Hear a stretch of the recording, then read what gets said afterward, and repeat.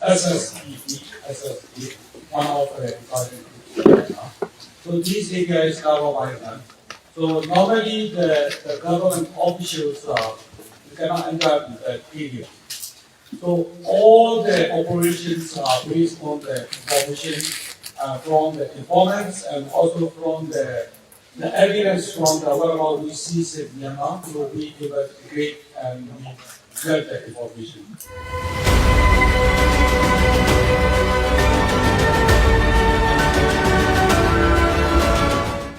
If you are not using the freezer, the quality is not good. ကိုယ့်ရဲ့နေမှာပေါ့ကျွန်တော်စပြီးတော့မှမဖြတ်ကနေမှစတင်ချီချက်ခဲ့ပါတယ်ချီချက်အချိန်မှာကျွန်တော်တို့ကဒီကအကြောင်းအရာဖြစ်ကျွန်တော်တို့ကဒီမူရေးစွာနေနေမှုတော့ကျွန်တော်တို့ထထနာညွှန်ကြားချက်အရကျွန်တော်တို့က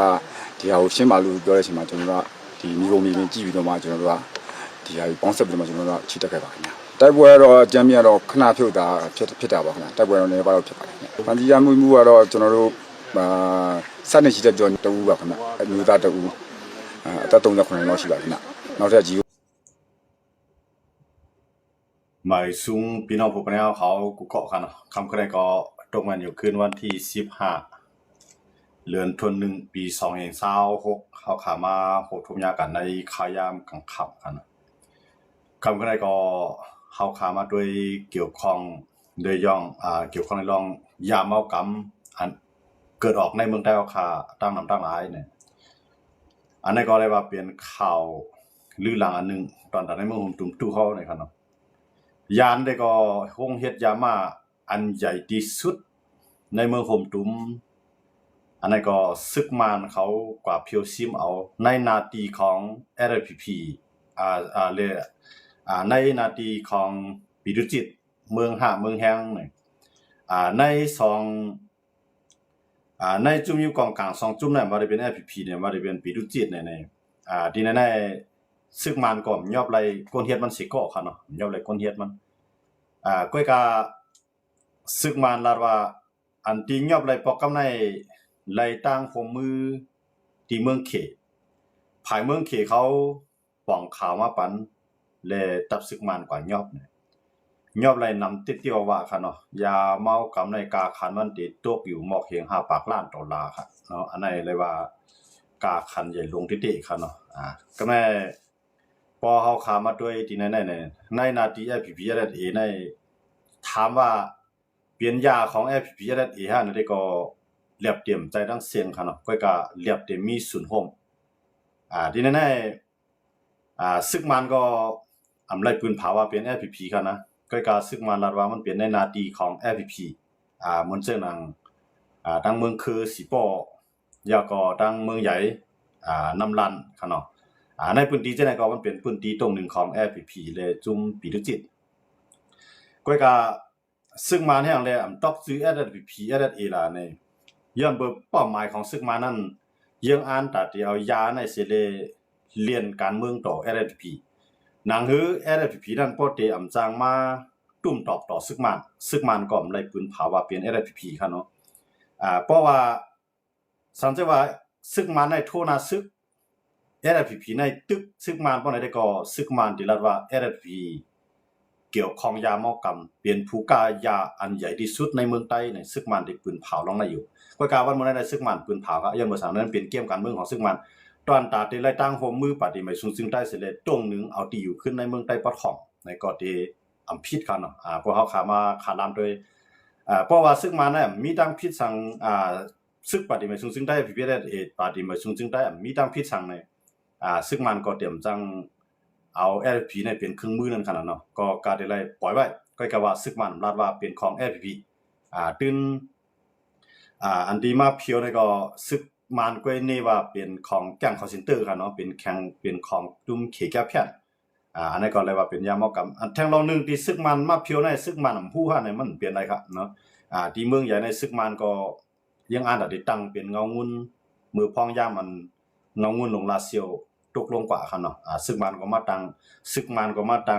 ยังอ่านแต่เอาเวียงเมืองใหญ่ในเป็นเงาเงินบางการซึกก็กำลังซื้อมา LPP มายึดไปต่างๆ DNLPP ปฏิไม่สูงสุดได้มายึดไปนั่นก็เพราะว่า LPP เนี่ยมันยึดเก้ากลางเขาทีไหนเขา PDF เขาที่ก็ยึดยันบ่จังได๋ซึกมันเต็มหลายสังยันบ่จังได๋ปองว่าปฏิไม่สูงสุดได้ก็ ลงมือยึดเปียต่างเวียงเมืองใหญ่คันเนาะอันนั้นเฮาขามาด้วยปองว่าตับซึกใต้เฮาขาในกำลืนมามันได้เป็นเครื่องมือเลียนทางการเมืองตอนตัดซึกมันไงเพราะว่ามีปฏิมาซึ่งได้อยู่ในพื้นที่ซึกมันก็โดยซิหมอในเวียงเพราะว่าซึกมันซิมในเวียงเนี่ยวันนอกเส้นก็มีปฏิมาซึ่งได้อยู่ไว้ปองว่าเตอมีเทียนอะไรเขาเตมีเกากลางเขาจังมาตึกซึกมันเพราะเตมาตึกซึกมันเตมาญาปฏิมาซึ่งได้ต่างอันนั้นก็เป็นแผนการอันนึงตอนตัดซึกมันและปฏิมาซึ่งได้เตโฮมมือกันเสเลยอยู่ไล่ในเมืองใต้ปะทองเพราะว่าปฏิมาซึ่งได้มีซึกมันก็อยู่ในเมืองใต้ปะทองเพราะว่าซึกมันมีปฏิมาซึ่งได้ซึกมันก็เต็มอยู่ในเมืองใต้ปะทองสังว่าอยู่ไล่ก็เตมีลองผมลงย้อนเพราะฉะนั้นแหละปฏิมาซึ่งได้อยู่วันนอกซึกมันอยู่ในเวียงอันนั้นมันก็เป็นแผนการเมืองการซึกของซึกมันตอนตัดได้ยึดเอาขึ้นพื้นที่ค่ะเนาะมื้อนั้นซึกมันโทยังซึกเอาในเมืองใต้เฮาค่ะวัดที่เป็นหนองเขียวสีป้อจอกเมเมืองมิดเมืองกุดเสไหนซึกมันยึดได้หมดแล้วกำไรอันซึกเจ้าคือจื้ออยู่จำผังตั้งตั้งแต่เวียงเมืองกุดต่อบ่ถึงเวียงเมืองมิดจังได๋ก็เมื่อไหร่ก็มีข่าวมาว่าซึกมันซิมไล่แทงเอาในขณะจำผังตั้งจังได๋ก็ซึก PDF เขาเลยค้างเขาไล่ถอยออกกันแทงในพื้นที่ปองว่าซึกมันนั้นขึ้นมีเคียงมาอะไรขึ้นซึกมันขึ้นมีเคียงขึ้นกำไรซึกมันเฮาขามาด้วยเนี่ยมันเกี่ยวข้องกันทั้งการเมืองนอกเมืองเหมือนจังหนังเมืองเขครับซึ่งคือล่ะในแห่งเลยซึกเมืองเขในปล่อยซึกมันขึ้นมีเฮียงขึ้นแล้วก็ปันแห่งซึกมันแล้วก็เรียกเจ้าคือย้อนเมืองเขเขาด้วยหันว่าตั้งตะวันออกกลางเนี่ยมันมีปัญหาหลายพื้นที่เยอะเนาะมันจังว่าอันเป็นอวยลีของเขเขาในญาอเมริกันเขาซิมเปียดเนาะมันจังหนังเวเนซุเอลาเนี่ยมื้อนั้นก็ได้ลามมาถึงตุรกีเนาะแล้วก็ที่มันจังหนังซีเรียเนี่ยซีเรียเนี่ยก็ได้เป็นภายอาเมริกาชะลาเขาอันเป็นภายลูกพื้นอองเปกว่านั่นได้เป็นแห่งของเมืองเขกำซีครับกำในเมืองเจนังหามาเขาในฮิซบุลลอฮ์เขาในฮูตีเขาในจังได๋ก็ตั้งใจทำในเมืองเขตอิหร่านหมดเพราะว่าจังนั้นอันเป็นมือของอิหร่านก็ตกลงกับอันเป็นมือของเขก็อานาลดลงมากำร้อยย้อนเพราะฉะนั้นแหละหนังคือภายลูกพื้นน่ะเตอันเป็นภายเป้หนังคือก้นเมืองในเมืองของตุ้มในเจิ้นลูกพื้นทั้งหลายจังได๋เตเป็นภายเป้ซึกมันเต็มมวลหวานนั่นน่ะหนังคือเต็มมีหลองผมรวมถึงเมืองเขตหนังคือต่างเมืองนั้นก็ตะวันตกนั้นก็อเมริกันเขาต่างเมืองก็เตรียมจังจิ้มซ้อมการเมืองการซึกในเมืองของตุ้มตัวนั่นน่ะปล่อยให้ซึกมันให้ขึ้นค่ำมันกึมขึ้นแทงกำนึงคั่นเนาะย้อนเพราะฉะนั้นต้องว่ากำในเมืองเขตก็หนังคือเตมีลองเขามีลองจอมเพิงเป็นถ้ำตะลานั่นน่ะเมืองเขตก็ว่าดีไหนมียาสุกับเพียวเลยสิเลนาตาสุก็ได้ไล่กูมากขึ้นน่ะแห่งแลเขในมันเตรียมเมื่อไรมันฮู้คั่นเนี่ยว่ายาเนี่ยมันอยู่พื้นที่จังได๋เนี่ยมวนต่างเนี่ยยาเนี่ยอยู่พื้นที่ UWSA ก้อยกาอยู่เขาในไว้หลังมาเข้าไว้ในนาทีเขาอย่าหรือเซปัด UWSA เข้าไว้ในนาทีเขาอย่าเนี่ยเขายังปืนเผาว่าให้ตะวันตกเขาส่งตัวเตียนให้ส่งสื่อข่าวเข้ามาด้วย UWSA เขา พร้อมตาที่ผมรวมและพร้อมตอนตาได้ให้กดทับในพื้นที่อันในUWSA เขาเฮ็ดมา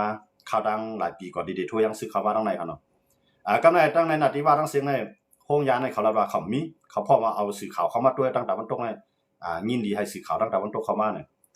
มือเขาเฮ็ดปางกลุ่มครอบครบวันเอางํเย็นเขาคั่นเนาะวันเอางํเย็น30ปี33ปีเขาคำบ่ต้องดีทีนั้นเนาะเขาผิดหมอกสื่อข่าวต่างเมืองเข้ามาจ้องคั่นเนาะอยู่ดูเลเขาคั่นเนาะก็อยากเขาก็ปันเรียกว่าปืดกว้างคั่นเนาะเมืองตั้งในนาทีอยู่ดูเลได้เขาเด่นปันก้นต่างเมืองเขาคั่นเนาะก็ไว้หลังมาในแห่งเลยปล่อยตั้งกะลานาเผือกก้นตะวันตกเขาเข้ามาล่ะเนี่ยย้อนปือเขาใครให้และใครให้มันมีรองตั้งยอมรับอันอเมริกันเขายังตั้งกาโหเนาะมื้อนั้นตั้งกาโหเป้าอยู่เชียงในตั้งกาโหโหยเจกังตั้งกาโหเจ้าขุนสะมันมีอยู่3เกาะอันเป็นราชายาเสพติดผู้กล้ายารายใหญ่อันอเมริกันเขาตั้งกาโหในมีอยู่3เกาะเนาะในปานนั้นปาใต้ค่ะเจ้าจอมบอกซึกหลวงเจ้าขุนสะป้ากว่าในนั้นคั่นเนาะก้อยก็อันยากกินได้เป็นเจ้าคุณสาก็เร็วจังว่าเจ้าคุณสามันมีกวนหนุนหลังมีเปียกก้าวนะครับเนาะกำในอเมริกาเนี่ยเอาตั้งหัวมือดีเคเอาตั้งหัวมือดีไทยเอาตั้งหัวมือดีมานเนาะนั่นคือได้ยอบไรคุณสาเนาะกำนึงสุดมาก็ไทยมีตั้งนึงไงใต้เฮาหนังกันผิดกันแทงตั้งนึงไงอเมริกันเตี้ยแทงตั้งนึงไงกำในมานถ้าว่าปอคุณสามาวางกองกันเฮาได้คุณสาให้เฮาเต็มห้ำส่งตัวเป็นอเมริกันเฮาได้เอาหมอตั้งผิดทั้งคุณสาเขาเลยก็วางกองกัน ซึกมันกำลืนมาขุนสาก็เลยอยู่รอดกันเย็นกว่าเนาะต่อถึงบ่ตายก่อนในกับมือมันครับเนาะตายก่อนนั้นก็สิว่าย้อนเบื่อมันเอาตายก็มันเป็นย้อนเบื่อตั้งเปลี่ยนมาแบบนั้นก็มาในซ้ำยาตั้งเปลี่ยนมันเฮาคำพูดอะไรครับเนาะนั่นได้ก็ต่อยไรก็ตายกว่าเนาะตายก็ไปบ่ถึงได้จริงก็สงสารนั่นนะว่าในผู้กายาอันใหญ่ที่สุดในเมืองห่มตุ่มตัวนั้นมันมีอยู่3เกาะอเมริกันเขามักมันจะหนังเป้าอยู่เชียงในห้วยเชก้างเลยเจ้าคุณซาเนี่ยก็การยากกว่านั่นเป็นเจ้าคุณซาเนาะห้วยเชก้างก็ยากกว่าห้วยเชก้างนั้นมีเงินเนี่ยก็รอดโอกาสเนาะห้วยเชก้างในญาติไทยย่อบอกว่าเขาปล่อยกว่าไทยได้ปล่อยไทยได้ปล่อยกว่าปล่อยรอดกว่ามื้อเดียวก็เดี๋ยวก็อยู่ทั้งไต้หวันอยู่เมืองเขียได้มื้อเนาะทีนั้นได้บ่คำว่าด้วยเนี่ยมื้อเดียวได้อยู่ด้วยเขาได้เขาปากโกนเขาหมดบอกว่าเขาเนี่ยเกี่ยวข้องยาเมากรรมก็มาอยู่ดีหลายๆเนี่ยมันมาอยู่ในนาที FPP หมดยาเมากรรมเนี่ยนะมาอยู่ในนาทีเก้ากลางในอยู่ในนาที FPP กับในนาที FPP เนี่ยมันจะนั่งสีปอมื้อเดียวได้ก็กันเขาก็ซิมเลยก็สีปอเมืองคือกันเนาะกับในทางทางเมืองใหญ่น้ำลั่นเนี่ยทีนั้นมันได้มีแก๊งคอลเซ็นเตอร์ยาก็มียาเมากรรมมีโรงงานยาในใหญ่ที่สุดในเมืองใต้ค่ะนะอันนั้นที่ใหญ่ที่สุดอันนั้นได้เป็นม่านเขาว่าใหญ่ที่สุดก็ว่าข้าอยู่ยังว่าอันใหญ่หรือไหนที่มีแค่อันใหญ่หรือไหนที่มีแค่ก็มาแน่มันเต็มไปเอาโป้ใส่ว่าเป็นจุ่มไหลเนาะของ FPP ในก็มันว่านะของอยู่ด้วยในก็มันว่ามันจริงเต็มมันแน่ซึ่งมาเนี่ยมันตึ้งเลยกินจ้อมอยู่ว่าโครงงานยาเนี่ยเพราะว่าซึ่งมันเลยกินจ้อมเนี่ยมันก็เปลี่ยนความไหลเนาะมันตึ้งเลยกินจ้อมย้อนบ่ใช่นั่นแสดงว่ามันเอาเป็นเกมการเมืองไงเพราะว่าเรียกมาถึงตัวมันเนี่ยมันได้กันย่อบันตังในย้อนบ่เขในจี้สังวายาในมีที่ไหนกำในภายซึ่งมาเขาก็เอาใจเครื่องบินก่อนตึกหลายบ้านกันเนาะก่อนตึกปฏิมาซึ่งได้ก็เช่นเดียวมาคุณภาวะซึ่งมาตึกในนาทีเขาใจเครื่องบินตึกในนาทีเขาก็ออกมาสารคัดกันเนาะก็ว่าคำได้ว่าตาเดียวยังสึกตอบโต้ขึ้นซึ่งมันก่อนเนาะเตรียมการปฏิมาซึ่งได้ก่อนแล้วยังสึกตอบขึ้นซึ่งมันสิครับก็ว่าซึ่งมันก็รัดว่าเฮามาซิมจากคอลเซ็นเตอร์ก็ทำได้มาตึกจุ่มไหลเนาะซึ่งมันนั่นนะก็ในว่าซึ่งมันในมาเนี่ยการยอบได้ป้าซึ่ง FPP ในกำมอนตั้งกันเนาะผมบอกกำมอนตั้งมือหลายปันป่วนมานั่นอะไรว่าบอกเหลือนป่วนมาเขาเนาะยอบได้ซึกปฏิมาซึ่งได้จอมเนาะมื้อนั้นมื้อซึกมันมาก็กำในซ้ำยอบได้ซึกโคก็เนาะยอบได้กวนก็นาทีจังได๋มันเป็นนาทีปฏิมาซึ่งได้ปฏิมาซึ่งได้ปากก่อมไหลเฮาขาดได้หันว่าปฏิมาซึ่งได้มาละสังซ่อมน้องไหนเนาะยอบก็ซึกมันก็เหมือนกันนี่ปฏิมาซึ่งได้อันนี้มันบอกว่าพอซึกมันนี่ปฏิมาซึ่งได้เนี่ยปฏิมาซึ่งได้ที่มาตอบซึกมันกำลืนมาที่เฮ็ดให้ซึกมันในปฏิมาซึ่งได้เหมือนกันเพราะว่าเหมือนกันทั้งสองฝ่ายเนี่ยเหมือนกันในเพราะว่าขา2ก้อเลยตึกกันปฏิมาซึ่งได้แล้ว FPP ได้ตึกกันในมันได้เฮ็ดให้จุ่มยุบกองกลางเจื้อนเขาเป็นโอ้ยดีกันมันเจื้อนเก้าก้างในที่ไหนเขาเนี่ยPDF เขาเนี่ยค้างแข่งเอเขาเนี่ยเขาจังได๋ได้มีแฮงเขาจังได๋ได้จังโฮมห้องกันย้อนบ่จังได๋เลยว่าหนังหือเตกำยันไรแฮงเก้าก้างเตกำยันไรแฮงที่นี่นั่นน่ะซึกมันได้ไปคล้ายๆปฏิมาซึ่งได้ในอ่อนๆในค่ายามบ่เดียวเพราะปฏิมาซึ่งได้อ่อนๆในวันนอกในซึกมันอยู่ไรครับนะบ่อยู่ไรอยู่ในเวียงบ่อยู่ในเวียงนั้นมันมีหนองหมลมนะย้อนบ่จังนั้นแหละพอซึกปฏิมาซึ่งได้เอานาทีไรต้องว่าซึกต่างเจ้าคือต่างจังเข้ามาเพราะว่าเก้าก้างเข้ามาปุ๊บปฏิมาซึ่งได้เลยเก้าก้างในตึกกันต่างๆเพราะเถียนอะไรเข้ามาก็ตั้งเถียนอะไรตั้ง FPP ในตึกกันต่างๆมันตันมาถึงมานครับมันเปลี่ยนจังนั้นย้อนบ่จังนั้นแหละว่ามาในปล่อยปฏิมาซึ่งได้เปลี่ยนเห็นแฮงเปลี่ยนอะไรว่าเป็นคาภายซ้ายของมันก็ว่าในค่ายามบ่เดียวกันเนาะก็ในปฏิมาซึ่งได้ก็ต้องนั้นเพราะว่ามีซึกมาแล้วในเก้ากลางดังที่ไหนเขาในที่โฮมมือในก็บังปฏิมาซึ่งได้ปฏิมาซึ่งได้ก็ตัวเอาไลน์ในเสร็จแล้วกาติไลเลือกเฮ็ดก่อซึ่งมันไว้ในขยามบ่เดียวกันเนาะโคมซึ่งมันเฮาขำว่าใกล้ก็ว่าเฮ็ดก่อกันนั่นแหละก็ตั้งการเมืองในตอนตาอยู่รัฐตั้ง2ฝ่ายกันเนาะปฏิมาซึ่งได้ก็ตอนตาอยู่รัฐเมื่อฉะนั้นปฏิมาซึ่งได้หมดเลยนะว่าที่เป็นน้องเคียวเนี่ยว่าที่เป็นเมืองมิดเนี่ยว่าที่เป็นว่าที่เป็นน้ำค่ำเนี่ยกดคายเนี่ยแซนวีเนี่ยซึ่งในก็ตั้งถึงมีปฏิมาซึ่งได้กูติจอมบ้านนอกหน้าปางกันเนาะมันมีในต่างเจ้าคือก็ไปฮัดว่าตึกมันเตะพอตึกมันเนี่ยมันติเป็นรองเป็นตั้งเสร็จแล้วมันเจอหนังเก้ากลางมาตึกเลยก็ติสังเยียนเป็นรองเป็นใต้ทั้งปฏิมาซึ่งได้เก้ากลางตึกกันซึกมันเตจิมจอมกำเดือนมาซึกมันเตจุกอยู่ภายในนั่นเนี่ยถามว่ามันเตจอยพอเตะนั่นได้มันก็เดียบจอยใกล้กับว่าในค่ายามที่มันลุกคืบนาลีนาทีนั้นได้มันเตปล่อยปฏิมาซึ่งได้ในเอาที่อยู่ยาวก็ให้เก้ากลางในเลยถอยมาในมันได้จังว่ามันได้กับมังโกกลางกำซื่อในย้อนว่ามันมีข้อตกลงกันยาวก็มีเขในคำว่าจอมจังว่าซึกมันในจังกับตึกเก้ากลางกำซื่อมันก็ได้อะไรก็เลยปล่อยปฏิมาซึ่งได้มีแฮงอันนี้มันเป็นว่าปฏิมาซึ่งได้ซึ่งมาในข้ามใจอ้อยลีกันนั่นเก่าก็กะว่าในเมื่อขามีผู้เขียนก็เร็วกว่านั้นเนี่ยก็เขาก็เลยมาอุบกันต้องว่าเพราะว่าสำหรับปฏิมาซึ่งได้ซึ่งมาตึกกันในร้องกับ เพียวยามอกานาเนี่ยมันนี่ใส่ปฏิมาซุงซึ่งได้คำซื้อค่ะอาแกงมาเนี่ยมันถึงเป็นจังไหนก็กะวันวันนี้มันเลยนี่ค่ะเนาะยาวก็มันเลยนี่มันว่าเป็นจุงแก้วแค้นเขาให้ไหนก็เอาสื่อข่าวนอกเมืองในมาเนาะต่างเครื่องบินมาในสื่อข่าวตั้งสื่อข่าวนอกเมืองแฮยาวก็ตั้งพ้องต่างนอกเมืองหลายๆเมืองค่ะเนาะเอาต่างเฮลิคอปเตอร์มาก็มาถึงที่ไหนยาวก็มาซับยังแจ้งข่าวที่ไหนก็เดียวในจอมินชุนเขาเฮ็ดกันเนาะกำไรลองนึงได้มันได้เป็นลองเกมการเมืองของซึกมันทางด้านนึงมันจะหนังเมืองโคลอมเบียค่ะเนาะอันนั้นก็ยืนเอาตั้งพิษที่ซึกมันเมื่อปี2015ป่นมาค่ะเนาะมือข้อหาอันกล่าวล่างอันฆ่าล่างเผ่าพันธุ์เจ้าคือมุสลิมโรฮิงญาที่เมืองยะไข่อันนั้นก็โคลอมเบียเขาต่างยืนลุมตะลาจะจึงมุภามือว่าในก็แตบตัดไต่ของว่าไต่สวนค่ะเนาะมันจะว่า7Cเนาะคาดาในประมาณ10ปีตึก7Cมื้อเดียวค่ะเนาะตัว7Cมันจะว่าภายมันจอมมีศักดิ์ศรีจังคือมันอันโคลอมเบียเขาต่างด้านพิษในจองได้เกต่างไรเนาะจองได้เกปัญหาไรที่อันโคลอมเบียเขามีศักดิ์ศรีหลักฐานมันว่าสุขามุสลิมโรฮิงญาในเขาว่าในตั้งบ่ดังเสียในเด็กฆ่าอยู่หมอก 20,000 ก่อค่ะเนาะมุสลิมโรฮิงญาในตายในกับมือซึ่งมันหมอก 20,000 ก่อก้อยก็อันปลายกว่าอยู่บังกลาเทศในที่มีอยู่หมอกล้านปลายที่นั่นน่ะแต่ว่ากำในโคลอมเบียเนี่ยเอาลองตามในสิเลยก็ต่างว่าซึกมันคาล่างเผ่าพันธุ์มุสลิมโรฮิงญาเนี่ยมื้อนั้นได้อองซานซูจีก็ตึกอยู่ในหลวงปองจึงนะมื้อนั้นอองซานซูจีก็ออกมาจุกอยู่ภายซึกมันย้อนว่าเนี่ยอองซานซูจีได้ที่มันจุกอยู่ภายซึกมันนั่นแหละมันเป็นแผนการของมันกว่ามันจุกอยู่ภายซึกมันก็วนว่าซึกมันนั่นเด้ยอบมันนั่นเป็นเกมของอองซานซูจีมื้อนั้นอองซานซูจีก็ตึกต่อหาได้รางวัลโนเบลสาขาสันติภาพกันเนาะก้อยก็ไว้หลังมาเนี่ยมันเจ้าหนังหลายๆเมืองที่เขาไล่สู่รางวัลอันนั้นเขาขึ้นตกย้อนว่าให้ขึ้นยึดขึ้นรางวัลของซานซูจีในกับโฮมซึกมันเนี่ยหลายๆเมืองก็ตกย้อนจังนั้นมาก็ก็ว่าภัยที่เขามอบปันสู่รางวัลให้เขาก็ยึดขึ้นของเขาคั่นเนาะเขาก็ได้ฮู้ว่ามันเป็นเกมของซานซูจีเพราะว่ามันเอาใจซึกมันเพราะมันแข่งต่อซึกมันมันนั้นซึกมันเต็มปล่อยอยู่ระยะยังบ่จังได๋มันต้องว่า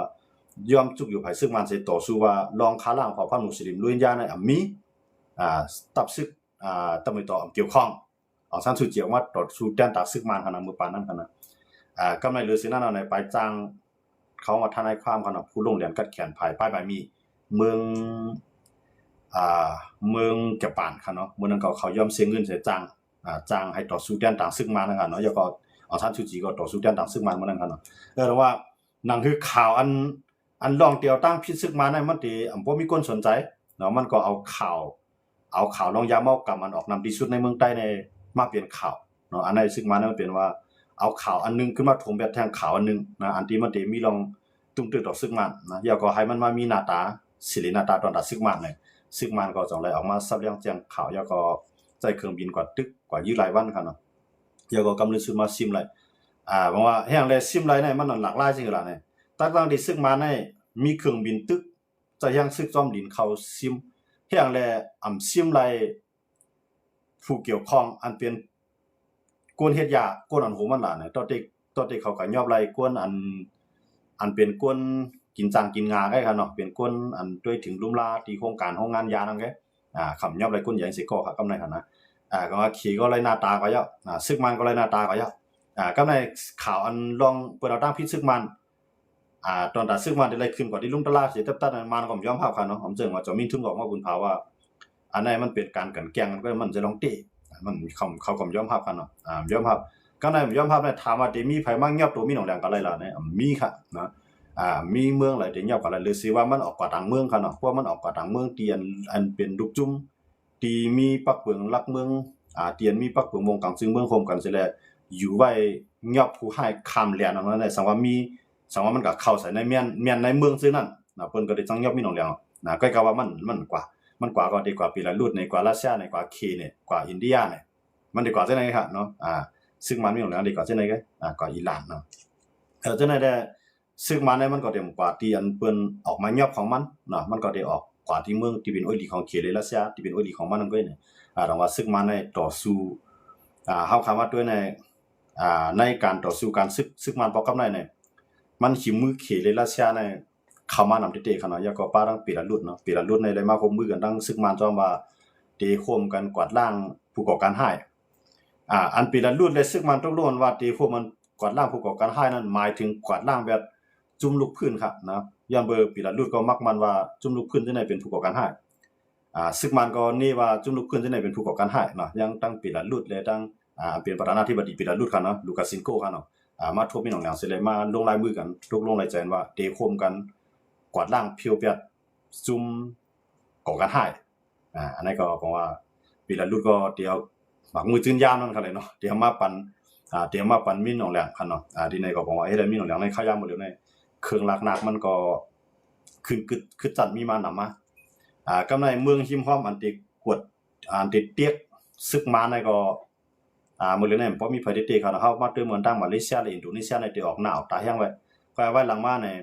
มาเลเซียก็เรียกว่าเสียงจันที่เป็นผู้นำอาเซียนมันยาวเขาอยู่เนาะอันว่าอีกไปยิ้มเลยครับนะบ่ดีกว่าตั้งนานเนี่ยที่เป็นฟิลิปปินส์ยาวครับเนาะดีกว่าตั้งนานเนี่ยที่เป็นฟิลิปปินส์ก็เป็นผู้นำอาเซียนก็แม่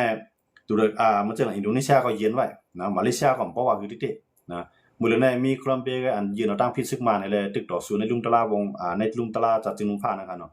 ที่นั่นที่กรุงเฮกเนเธอร์แลนด์ครับเนาะที่เมืองที่กรุงเฮกที่เนเธอร์แลนด์ที่เมืองเนเธอร์แลนด์ครับเนาะถึงมีโคลัมเบียก็อันตึกตรงนึงลองซึกมาในขยามหมดเลยที่เหลือนั่นได้มันจะหนังเมืองขี่เขาในรัสเซียเขาในมันทงบ้านเมืองไทยเขาจะในเขาเต็มด้วยทางเขาเต็มรัฐทางจ้อมลองซึกมาในกันนะเข้าไปรัฐทางจ้อมจึงล่ะในอันเมืองไทยทำไมใจจึงล่ะในเพราะเมืองไทยทำไมใจว่าเพราะว่าซึกมาในกวนปังลงกว่ามันเต็มมีภัยเอ็นแห้งใหญ่เตี้ยๆสิเลยเมืองมาในเตสุกซักหรือในแทงมันตีขิมอานากันแทงหรือในแทงว่าเมืองไทยก็ติดตุ้ยไว้จังไหนก็ติดตุ้ยไว้ว่าซึกมาติดกุ้มกำกับเลยแทงกะหือมื้อนี้มาในมันเอาการเมืองปังเลือกตั้งในสิเลยมานี่นาตื้อคั่นเนาะก็ก็ว่ามีพายุมันก็นะยุมสิตาก็มันก็เฮ็ดมาเหมือนจังนั้นเมืองไทยในตั้งเมืองมาในเพราะว่าในการเมืองในคำบ่ใครเปลืองกันก็มันเปลืองอันที่ว่าคำไปกินคนเมืองในเมืองไทยนะว่าในเพื่อภายการเมืองต่อการเมืองกันในเมืองไทยในเมืองมาในเหมือนกันก็นะเพราะว่าภายหลายมันต่อสู้ก้นตั้งนำ